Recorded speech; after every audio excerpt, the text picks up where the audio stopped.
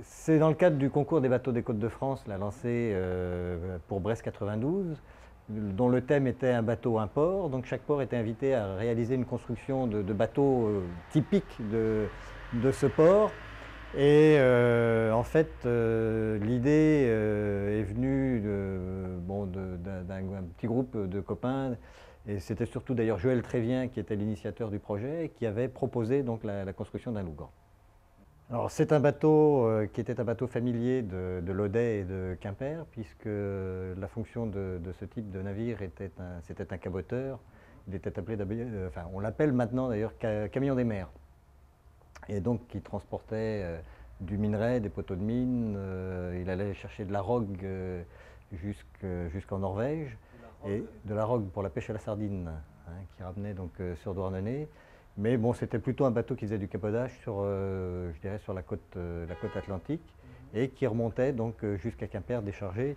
Henri Kérizit nous a apporté déjà toute la documentation qu'il a à son niveau, parce qu'il a une collection très riche de documents en tout genre et de documents photographiques sur tout type de bateau. C'est vrai que l'intérêt de ce chantier, c'est que le bateau était construit au cœur de la ville. Donc en fait visible par l'ensemble de la population de Quimper, et les gens ont pu suivre le chantier depuis la pose de la quille jusqu'au lancement. Et c'est vrai qu'il y avait un passage, la boutique était ouverte tous les jours, tous les week-ends, et il y avait vraiment énormément de monde à passer pour suivre la construction du bateau. Quant au lancement, ça a été une population d'environ 40 000 personnes qui a assisté en fait au lancement du bateau et à la fête qui a suivi. Fête qui a suivi d'ailleurs sur 2 jours, une journée sur Quimper, le soir du lancement, et le lendemain sur Lodey, avec tous les bateaux qui sont venus participer au lancement. Donc il y avait les 2 bisquines, plus tout un tas de bateaux qui se sont tirés une bourre le lendemain là, sur Lodey, quoi. Et il s'est trouvé un concours de circonstances heureux pour nous.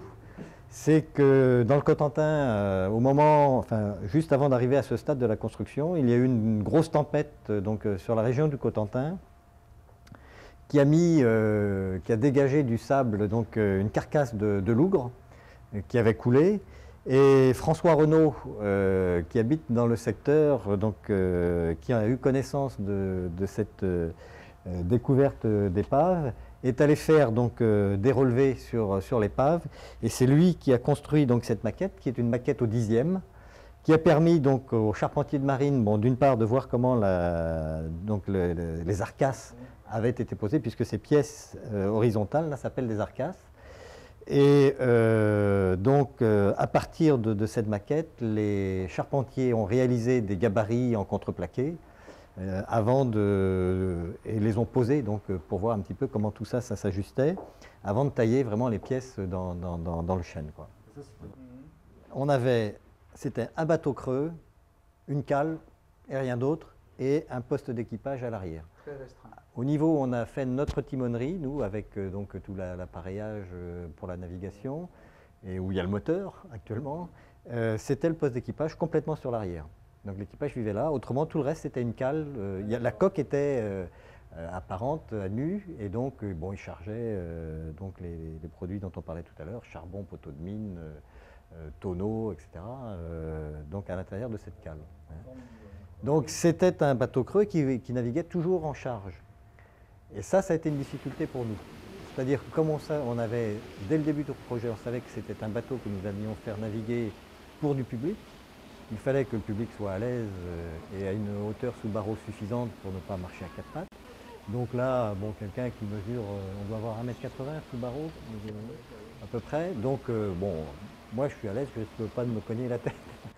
Et par contre, il fallait trouver du lest qui permette de restituer les 40-45 tonnes que transportaient les lougres, sans que pour autant ça ne pénalise, je dirais, le volume utile du bateau pour que les gens soient à l'aise.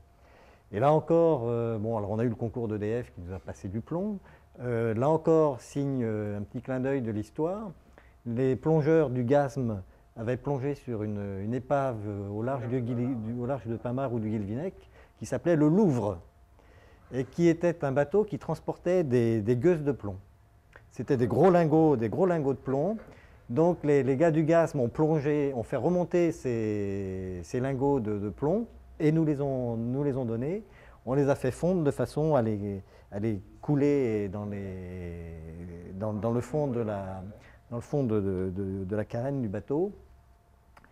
Et on a comme ça, sous le plancher, et à une hauteur relativement limitée, donc un lest constitué de ce plomb, de barite, et on en a 47 tonnes.